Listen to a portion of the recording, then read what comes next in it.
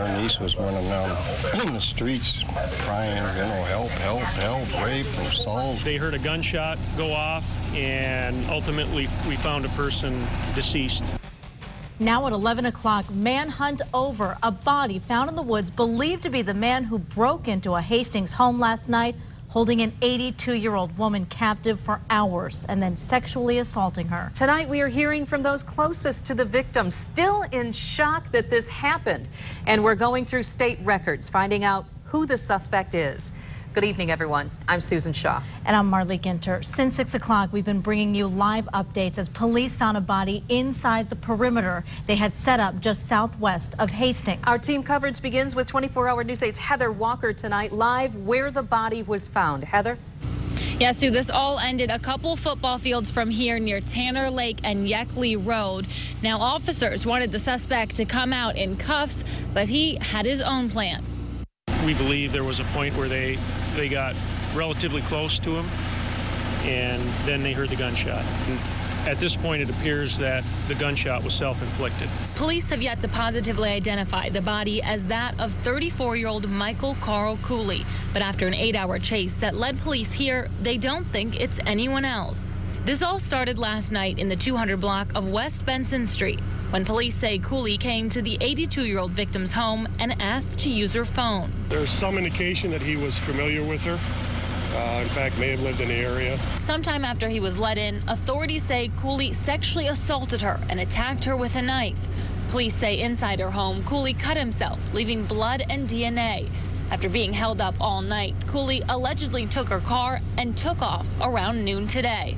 The car was found at a home just southwest of Hastings. A witness saw him and called police. State police then set up a perimeter around Yeckley Road and Tanner Lake Road in Rutland Township, putting residents on lockdown for about 3.5 hours. Then, around 7:30, they heard a gunshot. What prompted him to shoot at that point, it's too early to determine. Police say he used a shotgun. Where he got that is unclear. Tonight, officers are working to identify the body. Now, I just spoke to a neighbor who was about 100 yards from where this all ended. He was on lockdown with his young kids today. Tonight, he's happy this is all over. That's what we were worried about, having to be up all night, worrying about where he's at, how far is he out of the area, is he still in the area, he's just not knowing. Made us all wonder.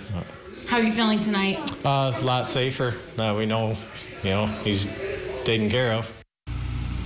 Some scary moments there tonight. Now, we also learned that Cooley was on parole. Officers tell us that he actually cut off his ankle bracelet last week, so it was clear he had no intention of following the law. Near Hastings tonight, Heather Walker, 24-hour News 8. Our team coverage continues tonight with 24-hour News 8's Tom Hillen. And Tom, you spoke with neighbors and family tonight. What have you learned about the victim from them? Susan, family members tell me that the victim is out of the hospital tonight, though she will not be returning to this neighborhood where she was held captive for more than 12 hours.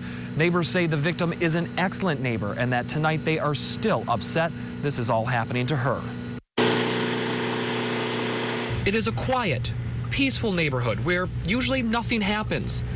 Today was anything but that. I saw the guy get into the car. I didn't see his face, but I seen him just race down the street. That was about noon, he said. Then he heard something he describes as eerie. Her niece was running down in the streets crying, help, help, help, rape, assault. When neighbors found out exactly what had happened, they were shocked.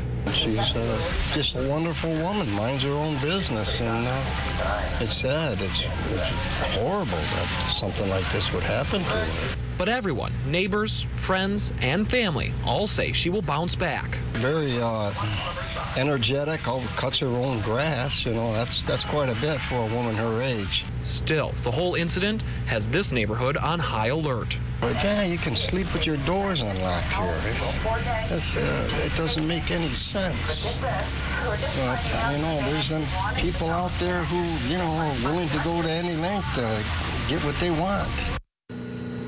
Again, that victim out of the hospital tonight. Family members say they expect her to make a full recovery and say it probably won't be long until neighbors see her out mowing her lawn again. Susan?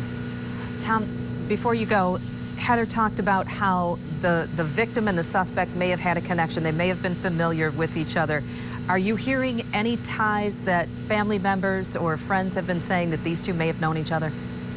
Absolutely not. Not out here. From what we understand, the suspect in this situation, Michael Cooley, may have known the victim in this case, but the victim told police that she did not recognize the man that attacked her. Susan? Oh, I see. Okay, Tom, thank you for that report tonight. Marley? Well, we dug through state records uncovering Michael Carl Cooley's past. His criminal history goes back to 1990s when he was convicted twice on felony larceny charges. In 2007, he was charged with using bad checks, and in 2009, he was arrested for having cocaine. Now, this story is still developing. We will continue to stay on top of it. You can get the latest, as always, on woodtv.com and tomorrow morning on Daybreak.